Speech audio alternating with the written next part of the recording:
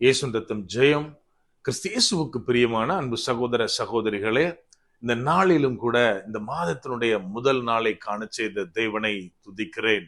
இந்த மாதம் வரையிலும் நம்மை கண்ணின் மணி போல காத்து வருகிற தேவனை இன்னும் அதிகமாய் துதிக்கிறேன். இந்த நாளிலே இந்த மாதத்தினுடைய வாக்கு தத்தமாய் ஆவியானவர் உணர்த்தின காரியம், உன் வேண்டுதல் கேட்கப்பட்டது. ஆவியானவர் உணர்த்தின வசனம் லூக்கா எழுதின சுவிசேஷம் அதிகாரம் 1 வசனம் 13. தூதன் அவனை நோக்கி, சகரியாவே பயப்படாதே, உன் வேண்டுதல் கேட்கப்பட்டது. But the angel said unto him, Fear not, Zacharias, for thy prayer is heard. Luke chapter 1 verse 13. எனக்கு அன்பானவர்களே, இந்த இடத்திலே ஆவியானவர் நம்மை பார்த்து தெளிவாய் சொல்லுகிற காரியம், உன் வேண்டுதல் கேட்கப்பட்டது. நம்ம வாசித்த இந்த பகுதி சகரியாவை குறித்து எழுதப்பட்டிருக்கிறது. சகரியாவை பார்த்து தேவதூதன் சொல்லுகிறார், சகரியாவே பயப்படாத, உன் வேண்டுதல் கேட்கப்பட்டது அப்படின்னு சொல்றாரு. யார் இந்த சகரியா? நம்ம முதல்ல அது தெளிவா புரிஞ்சுக்கணும். அவர் ஆசாரிய வகுப்பை சார்ந்தவர். அதாவது அன்னைக்கு அநேக ஆசாரியர்கள் இருக்கிறாங்க. அவங்க ஒவ்வொருத்தரும் அவங்கவுங்க டேர்ன் வர்றப்போ தேவாலயத்திற்கு போய் ஆசாரிய ஊழியம் செய்யணும். அப்படி அவருடைய டேர்ன் அவர் ஊழியம் செய்து கொண்டிருக்கும் போதுதான் தேவனுடைய சன்னதியில் தூதன் இந்த வார்த்தைகளை சகரியாவை குறித்து சொல்லுகிறான். நம்ம நல்லா ஒண்ணு புரிஞ்சுக்கணும். இங்க என்ன ஒரு பெரிய மகத்துவமான காரியம் சகரியாவுக்கு நடக்குது அப்படின்னா, சகரியான்ற நேமுக்கு அர்த்தம் என்ன தெரியுமா? தேவனால் நினைவு கூறப்படுகிறவன், தேவனாலே நினைக்கப்பட்டவன். நம்ம நல்லா ஒண்ணு புரிஞ்சுக்கணும். பழைய ஏற்பாடு மல்கியா புஸ்தகத்துல முடியுது. அதுக்கு அப்புறம் ஒரு 400 வருஷம் எந்த விதமான தீர்க்கதரிசிகளும் பூமிக்கு அனுப்பப்படவில்லை. தேவன் எந்த மனிதர்களிடத்திலும் பேசவே இல்லை. அதாவது வரலாற்று அறிஞர்கள், வேத வல்லுநர்கள் இந்த 400 வருஷத்தை அநேகர் என்ன சொல்றாங்க அப்படின்னா, இருண்ட காலம். அதாவது மனித குலம் தேவனுடைய எந்த மெசேஜையும் கேட்கல. சோ பூமிக்கு இது ஒரு இருண்ட காலம் அப்படின்னு அநேகர் குறிப்பிடுறாங்க. அந்த மாதிரியான ஒரு காலகட்டத்தில் தேவனுடைய இந்த சைலன்ஸ இந்த சகரியா உடைக்கிறார். எனக்கு அன்பானவர்களே, இப்படி தேவனிடத்திலிருந்து எந்த மெசேஜும் வராத அந்த நாளில் தானே இந்த சகரியாவை பார்த்து தேவனாலே அனுப்பப்பட்ட தூதன் சொல்றாரு, சகரியாவே பயப்படாதே, உன் வேண்டுதல் கேட்கப்பட்டது அப்படின்னு. நம்ம இன்னைக்கு எல்லாருமே தேவனை நோக்கி அநேக வேண்டுதல்களை விண்ணப்பங்களை ஏறெடுத்துக்கிட்டே இருப்போம். இதுல நம்ம நினைக்கிற காரியம் என்ன தெரியுமா? பிரதர், நான் ரொம்ப நாளா வேண்டிட்டு இருக்கேன் பிரதர், ஆனா ஆண்டவர் என் வார்த்தைய, என் விண்ணப்பத்தை கேட்கிறாரா இல்லையான்னு கூட எனக்கு தெரியல. நான் வேண்ட காரியத்துல எந்த ப்ராக்ரஸும் இல்ல, எந்த பாசிட்டிவான ஒரு அப்ரோச்சும் ஒரு சைனும் என் கண்ணுக்கு தெரியல பிரதர் அப்படின்னு சொல்ற நிறைய பேர், இன்னும் அநேகம் பேர் ஜெபிக்கிறதையே விட்டுறோம். எனக்கு அன்பானவர்களே, நம்ம ஒவ்வொருத்தருக்கும் ஆசைதான், இந்த சகரியாவை போல் தேவன் என்னையும் நினைவு கூறணும், தேவனாலே நினைக்கப்படுகிற பர்சனா நான் மாறணும், என் வேண்டுதலும் கேட்கப்படணும் அப்படின்னு நம்ம எல்லாத்துக்குமே ஆசை. ஆனால் இந்த சகரியா கிட்ட இருந்த சில காரியங்கள் நம்ம கிட்ட இருக்கா? நம்ம கொஞ்சம் யோசிக்கணும். முதலாவது, இதே அதிகாரத்தில் 6வது வசனத்துல நம்ம வாசிக்கிறோம், அவர்கள் இருவரும் கர்த்தரிட்ட சகல கற்பனைகளின்படியேயும் நியமங்களின்படியேயும் குற்றமில்லாதவர்களாய் நடந்து தேவனுக்கு முன்பாக நீதி உள்ளவர்களாய் இருந்தார்கள். அதாவது இந்த இடத்துல சகரியாவையும் அவர் மனைவி எலிசபெத்தையும் குறித்து இங்கே லூக்கா எழுதியிருக்கிறார். அவர் சொல்றாரு, சகல கற்பனைகள், கர்த்தருடைய சகல கற்பனைகள். அது என்ன அப்படின்னா, தேவனாலே தரப்பட்ட கட்டளைகள். அன்னைக்கு அநேக பிரமாணங்கள் தேவன் கொடுத்திருந்தாரு. இவங்க 2 பேரும் எல்லாத்தையும் கடைபிடிச்சிருக்காங்க. அடுத்த காரியம் அவர் சொல்றாரு, எல்லாம் நியமங்கள் அப்படின்னு. இது என்ன அப்படின்னா, அவங்களுக்கு தரப்பட்ட லாஸ், அதாவது இன்னைக்கு வந்து கவர்மெண்ட் ஒரு லா நமக்கு தந்திருக்காங்க, சில ரூல்ஸ் அண்ட் ரெகுலேஷன் இருக்குன்னா நம்ம கடைபிடிக்கணும். இதுலயும் வந்து அவங்க வந்து ஒழுங்கா இருந்தாங்க, குற்றமில்லாதவர்களா இருந்தாங்கன்னு நமக்கு தெளிவாக தரப்பட்டுள்ளது. எனக்கு அன்பானவர்களே, இன்னைக்கு நம்ம அநேக பேர் தேவனுக்கு பயப்படுவோம். ஐயோ, இந்த காரியத்தை நான் செய்யலைன்னா, ஒருவேளை ஒரு பாவத்தை செஞ்சேன்னா தேவன் என்னை தண்டிச்சிருவாரு, தேவன் என்னை கைவிட்டுருவாருன்னு ஒரு பயத்துல வந்து அந்த விஷயத்துல கரெக்டா இருப்போம். ஆனால் கவர்மெண்டோட எல்லா ரூல்ஸையும் ஒபே பண்ணி நடப்போமா? நிறைய காரியம் வந்து நம்ம வந்து நம்மளுக்கு ஃபேவர் ஆனது செய்வோம். மத்தபடி ஒருவேளை ஒரு உதாரணத்துக்கு கவர்மெண்ட்டுக்கு டாக்ஸ் கட்டுற விஷயத்துல எத்தனை பேர் உண்மையா இருக்கிறோம்? நம்ம கொஞ்சம் யோசிக்கணும். ஆனால் இந்த சகரியாவும் அவருடைய மனைவியும் தங்களுடைய காரியங்களில் தேவனுக்கு முன்பாகவும் சரி, மனிதர்களுக்கு முன்பாகவும் சரி, குற்றமில்லாதவர்களாய் இருந்தார்கள், தங்களை காத்து கொண்டார்கள் அப்படின்னு நம்ம வாசிக்கிறோம்.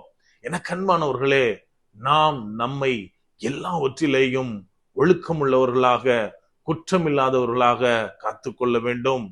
அடுத்ததாக வசனம் 7ல நம்ம என்ன பார்க்கிறோம் அப்படின்னா, எலிசபெத்து மலடியா இருந்தபடியினால் அவர்களுக்கு பிள்ளை இல்லாதிருந்தது, இருவரும் வயது சென்றவர்களாயும் இருந்தார்கள். இங்க வந்து என்ன சொல்றாங்க அப்படின்னா, 2 பேர் வந்து குற்றமில்லாமல் தேவனுக்கு முன்பதாக நல்லவங்களா நீதிமான்களா இருந்தாங்க. ஆனால் எலிசபெத் வந்து மலடியா இருந்தால், அவங்களுக்கு வந்து குழந்தை இல்ல.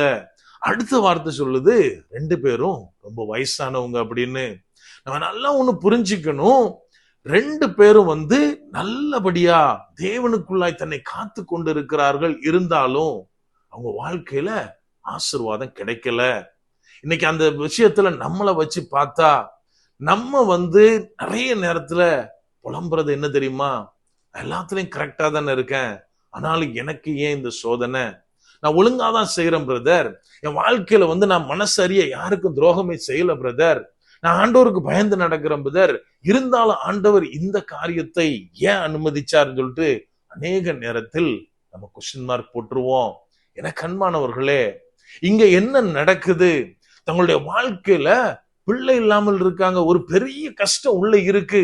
ஆனாலும் நம்ம என்ன வாசிக்கிறோம்? அவர் வந்து ஆசாரிய ஊழியத்தை செய்து வருகிறார். தன்னுடைய பாடுகளின் மத்தியிலும், வேதனையின் மத்தியிலும், கஷ்டத்தின் மத்தியிலும் தேவனுக்குரிய காரியத்தை, ஊழியத்தை அவர் கைவிடவே இல்லை. எனக்கு அன்பானவர்களே, இன்றைக்கு நம்மால் முடிகிறதா?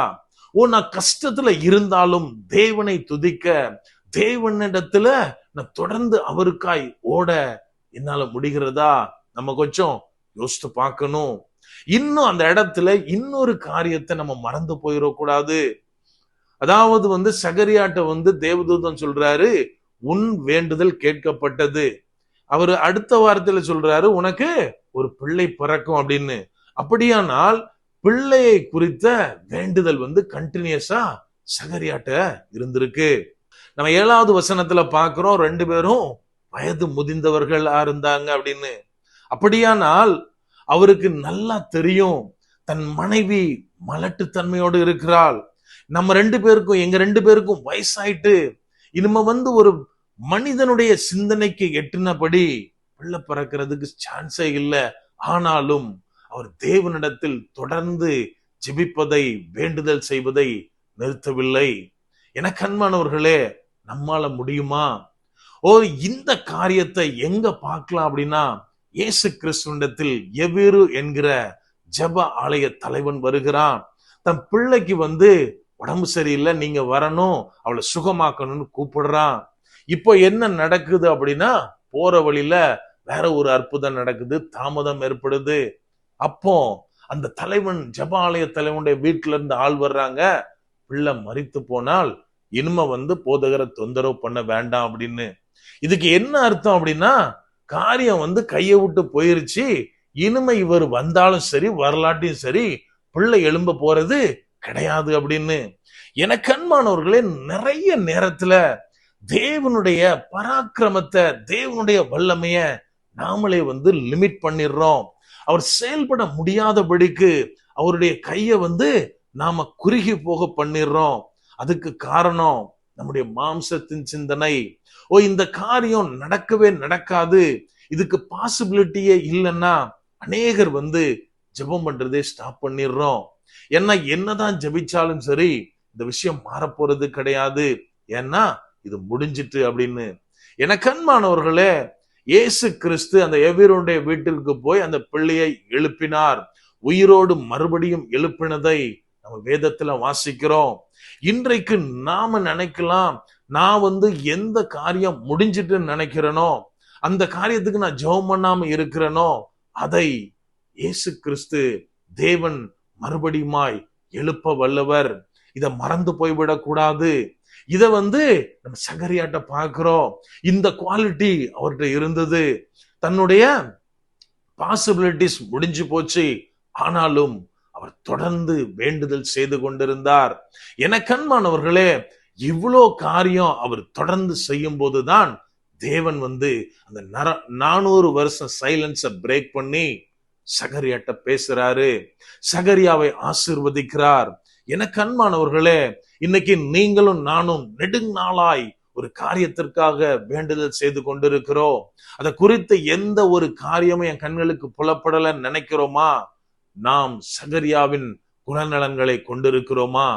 எப்போ நாம தேவனுக்கு முன்பாகவும் ஜனங்களுக்கு முன்பாகவும் குற்றமற்றவர்களாய் நம்மை காத்து கொள்ளுகிறோமோ, எப்போது நான் பாடுகளின் மத்தியிலும் தேவனை துதிக்கிறேனோ, தேவனுக்கு ஊழியம் செய்கிறேனோ, எப்போது என்னுடைய பாசிபிலிட்டிஸே இல்லைன்னு தெரிஞ்சாலும் சரி, என்னுடைய நம்பிக்கையற்ற சூழ்நிலையில நான் நின்று கொண்டு இருந்தாலும் சரி, தேவன் எல்லாவற்றையும் மாற்ற வல்லவர் அப்படின்னு அவரை நோக்கி விசுவாசத்தோடு நம்பிக்கையோடு ஜெபிக்கிறேனோ, வேண்டுதல் செய்கிறேனோ, அப்போது தேவன் நம்முடைய வேண்டுதல்களை கேட்பார்.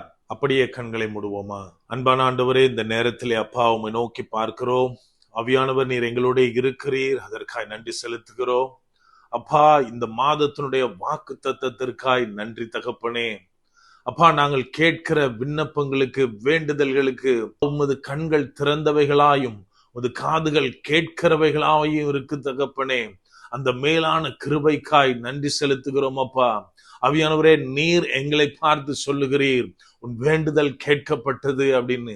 அப்பா, அந்த சகரியாட்ட நாங்க என்னென்ன குவாலிட்டிஸ் எல்லாம் பார்த்தோமோ அதை போல நாங்க நடக்க ஆவியானவரே எங்களுக்கு நீங்க உதவி செய்யுங்க. அது கிருபை எங்கள் தலையின் மேல் தங்கட்டும் தகப்பனே. அப்பா, உம்மாலே நினைவு கூறப்படுகிற ஜனங்களாய் நாங்கள் இருக்க ஆவியானவரே நீர் எங்களுக்கு உதவி செய்யுங்க. அப்பா, இந்த நேரத்துல நெடுநாளாய் ஜெபித்து கொண்டிருக்கிற ஒவ்வொருத்தரையும் அப்பா, அவங்க வேண்டுதல்களை உமது கரத்திலே ஒப்பு கொடுக்கிறோம், உமது பாதத்திலே ஒப்பு கொடுக்கிறோம் அப்பா. அப்பா, நெடுநாளாய் பூட்டப்பட்டு இருக்கிற கற்பங்கள் இயேசுவின் நாமத்துல திறக்கப்படுவதாக. இயேசு கிறிஸ்துடைய வல்லமை ஒவ்வொருவரை இந்த நேரத்துல தொடட்டும் தகப்பனே. ஆவியானவரே, நீர் காரியங்களை செய்கிறீர், நன்றி செலுத்துகிறோம் அப்பா. அப்பா, அநேகருடைய கண்ணீர் அப்பா, பிள்ளைகளை குறித்த கண்ணீர் இந்த நேரத்துல அப்பா உம்மாலே கேட்கப்படுகிறது, அதற்காய் நன்றி செலுத்துகிறோம் தகப்பனே. ஆவியானவரே, விண்ணப்பங்களை, வேண்டுதல்களை கேட்கிறீர், நன்றி செலுத்துகிறோம் அப்பா. அப்பா, இந்த மாதத்துல தகப்பனே எங்களுடைய பிள்ளைகளுக்கு ஸ்கூல் திறக்கிறதை ஆவியானவரே நீங்க அறிஞ்சிருக்கீங்க அப்பா. ஒவ்வொருத்தரையும் ஞானத்தினால நிரப்புவீராக அப்பா. ஒவ்வொருத்தரும், ஒவ்வொரு பிள்ளைகளும் உம்மாலே போஷிக்கப்பட ஆவியானவரே இந்த நேரத்துல உமது கிருபை ஒவ்வொரு வீட்டினுள்ளும் தங்குவதாக. ரோ சந்த ரகத நமாதோ ரிகா லபோதுனியாம் தரபொலனோ ரந்த லஹதுனியாம் தரபொலனோ. அப்பா, இந்த மாதத்தினுடைய தேவைகள் ஒவ்வொன்றையும் உமது கரத்திலே ஒப்பு கொடுக்கிறோம். ஒவ்வொரு வீட்டிலும் தேவ சமாதானம் கடந்து செல்லும்படியா ஜெபிக்கிறோம் தகப்பனே. மறுபடியுமா இந்த மாதத்துக்காய் நன்றி தகப்பனே. இந்த மாதத்தினுடைய வாக்கு தத்தத்துக்காய் நன்றி செலுத்துகிறோம் அப்பா. ஒவ்வொருத்தரையும் நீங்க பொறுப்படுத்திக் கொள்ளுங்க. ஒரு பிரசன்னம் ஆளுகை செய்யட்டும். மீட்பர் இயேசுவின் மூலம் ஜெபிக்கிறோம். ஜெபம் கேளும் எங்கள் நல்ல பிதாவே. ஆமென். God bless.